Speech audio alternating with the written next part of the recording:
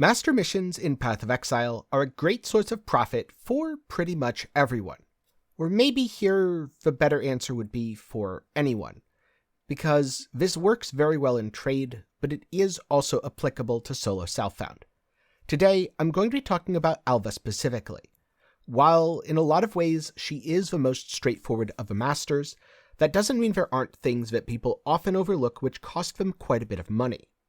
So if you're looking to run your temples for profit, you'll also want to make sure that you have contested development, so that as you kill architects, you can add their upgrade tier to the surviving room. So to give a practical example, let's say you have a tier 2 map room, but it offers you a corruption chamber, which is worth way more. Normally when you kill the architect, that room would be set back to tier 1. This way, it starts at tier 2 because you killed a tier 2 architect. Furthermore, resource reallocation, killing the non-resident architects in your maps has a 40% chance to add an additional upgrade tier to the surviving architect's room, is critical to upgrade your temples. The more rooms that you have at tier 3, the better the odds of getting whatever you want to tier 3. There are some advanced things you can do, which might tip the odds in your favor a bit more, but that feels like it's outside the scope of this video, and if you want some tips on a more advanced Alva strategy, then be sure to let me know down in the comments, and that might pop up on your feed soon. Be sure to subscribe so you see it. For now though, what's the basic strategy and what are some rooms that are high value?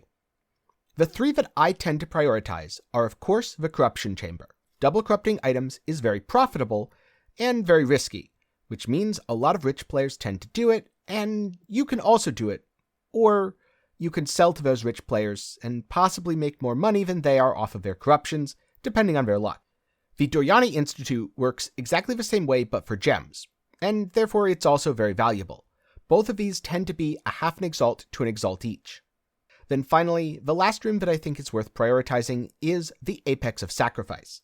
What the Apex of Sacrifice does is either allows you to swap unique for a random unique, so you could gamble for belts like Headhunter or Mageblood, but that's not where most of the profit comes from. If you're planning to run this yourself, most of your profit will come from taking a vial and a temple item and selling the upgraded temple item afterwards.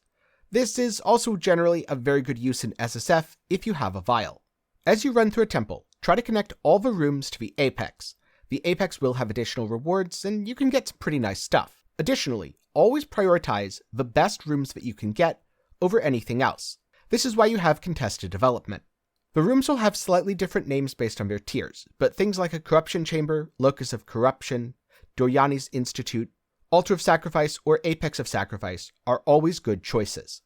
Using this method, I tend to get one, if not all three of these, in every temple I make. Occasionally there are duds where I get really unlucky and nothing cooperates, but more often than not, you'll be able to get at least one thing of value. Now finally, before I wrap this video up, what would you do if you want to use these yourself, such as in solo self-found? I already mentioned some good examples for the Apex of Sacrifice. And if you need a different unique item, then just toss that in. For the Gem Chamber, it's a very good way to get your main skill to level 21, or give yourself the best possible odds of getting an Empower or Enlighten to level 4. When it comes to the Corruption Chamber, look for a unique item that has a very high payout, but relatively low risk. In solo self-found, you're probably not going to be throwing in something like Melting of the Flesh or Mageblood, though if you want to see me double corrupt 2 of them, click through the card and check that out after this video.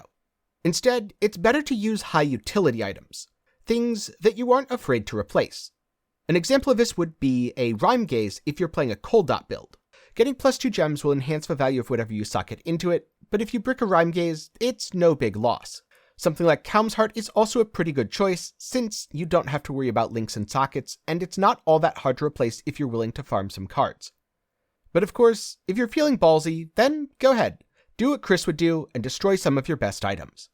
Hopefully this guide has given you some insight into the basics of Alva temples, what Atlas passives you want, which rooms to target, and generally how you should go about doing it. If there's anything else you'd like to know about temples, then be sure to ask down in the comments below. A special thanks to my patrons and YouTube channel members. Your support helps keep me independent and allows me to turn down things like sketchy mobile game sponsorships. You can do so for as low as $1 a month over on Patreon, or if you want to support me completely for free, then you can join the community by hopping into my Discord, link below. If you want more content, check out my second channel, 10 Gaming Thoughts. It's a place that I use to review games, ramble my way through video essays, and a lot more. Or of course, you can just click the suggested video in the card right now. I hope you learned something today, and maybe I'll see you again sometime soon.